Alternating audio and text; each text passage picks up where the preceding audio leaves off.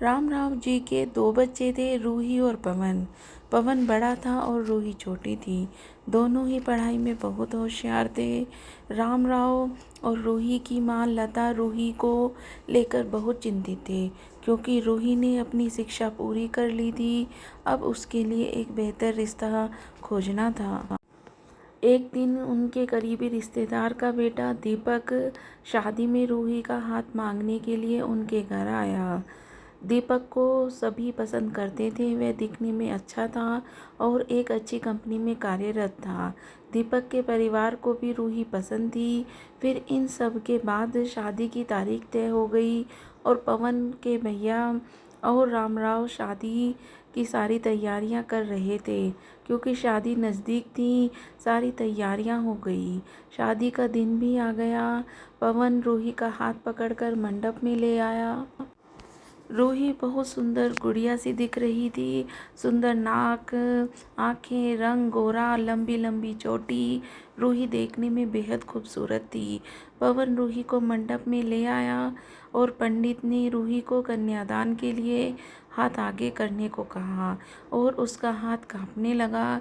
जिस पिता ने इस हाथ को पकड़कर दुनिया में चलना सिखाया, वही आज हाथ किसी और पुरुष के हाथ में देने जा रहे थे। अपनी उस बेटी के बिना अपना बाकी का जीवन बिताना, ये विचार ही उनके लिए काफ़ी कष्टदायक था। पिता ने उसका हाथ पकड़ लिया और उसके होने वाले पति के नीचे से उसके हाथ का सहारा दिया। कन्यादान की रस्म शुरू हुई। हाथों से पानी की एक एक बूंद गिरने के साथ पिता की आंखों से भी बूंद बूंद आंसू गिर रहे थे। अपने कलेजे का टुकड़ा दान करते समय क्या अवस्था होती है, तब वह रामराव ने जाना। वह रस्म खत्म हुई। पंडित जी ने लता और रामराव के हाथ में दियों से भरा पर्दा दिया। उसके उनके सामने बेटी और उनका पूरा ससुराल परिवार बिठाया और पंडित जी से कहा, आज से आपकी बेटी इनकी हो गई। उनसे कहो कि उसका अच्छे से ध्यान रखें। उस रस्म के बाद दूल्हा गेट पर आ गया। पंडित जी ने आवाज़ दी, लड़की के मामा लड़की को लेकर आओ। उस मामा का हाथ पकड़कर वह उस अंतर पाठ पर जा रही थी। सुबह उठकर एक साथ नाश्ता, फिर मस्ती, फिर मम्मी के हाथ का खाना। रात में मामा की गोद में सिर रखकर सोने वाली भांजी आज उस मामा को दूसरे के हाथ में सौंपनी होगी। यह सोचकर उसने अपने हाथ कस लिए और मंगलाक्ष प्रारंभ हो गए।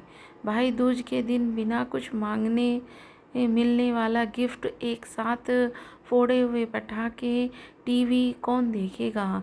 इस पर झगड़ा और दादाजी गुजर जाने के बाद उन दोनों के गले लगकर रोना।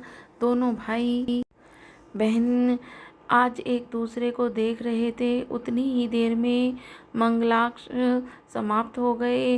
मंगलाक्ष समाप्त हो जाने के बाद रूही अपने आगे आने वाले नए जीवन को लेकर बेहद उत्साहित हो रही गई। रूही ने वरमाला पहनाई और अपने पति दीपक के पास खड़ी हो गई। रूही के सामने बहुत से लोग खड़े थे। कुछ आशीर्वाद दे रहे थे और कुछ पास होकर स्तुति कर रहे थे। फोटो के लिए उनकी सहेलियां आई।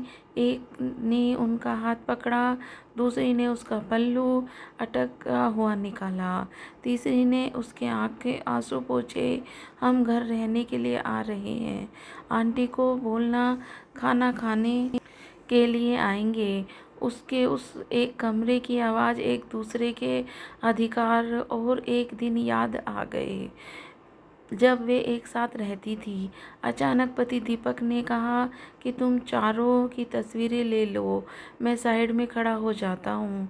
और वे चारों चेहरे हंसे। खाने की कतार में आज रूही माँ पापा के दूर दूसरे लोगों के साथ बैठी थी। खाना खाने के बाद पंडित जी ने गौरी हार की पूजा करने के लिए बुलाया। रूही ने वहाँ मन में पूजा की। माँ ने रूही की झोली भर दी और अनीता आंटी ने कहा कि आप पीछे मुड़ कर मत देखना। रूही अचानक चौंक गई। वह आगे बढ़ने लगी।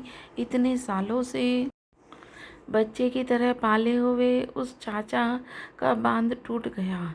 स्कूल से घर वापस आने में देर हो जाने पर अस्वस्थ होने वाले वह चाचा जी, जन्मदिन पर पाँच छः फ्रॉक उसके आगे रखने वाले चाचा जी, मैं नहीं आने वाली, आज घर में चाची के पास रहूंगी कहकर रोने वाली वह आज हमेशा के लिए दूर चली जाएगी। यह रूही और दूसरे माँ बाप के रूप में चाचा चाची को भी यह बात सहन नहीं हो रही थी। उसकी पहचान आज बदल चुकी थी। हाथों में वह हरी चूड़ियाँ, पाँव में बिछिया और गले में मंगलसूत्र लिए नए जीवन की राह दिखा रहे थे। सास का हाथ पकड़कर रूही उन फूलों से सजी गाड़ी में दीपक के साथ बैठी। उस गाड़ी में खुशी थी और उस गाड़ी के बाहर खड़े सभी लोग आंखों में आंसू लिए उसे अलविदा कर रहे थे। रूही बोली, मम्मी पापा आती हूँ मैं। बहुत मुश्किल होता है अपना कलेजा, अपना दिल अपने ही हाथों से बाहर निकाल कर पराए हाथों में सौंपना, और वह अपने कलेजे को अपने दुख दिल के से खुद के दिल से लगा कर रखेगा। फिर भी हर माता पिता इस मुश्किल काम का सपना देखते हैं, लड़की के जन्म के बाद से ही। तो दोस्तों, आपको ये कहानी कैसी लगी? ये एक कन्यादान है, हर लड़की और उसके माता पिता की ज़िंदगी पर आधारित। मुझे एक कमेंट करके ज़रूर बताएं।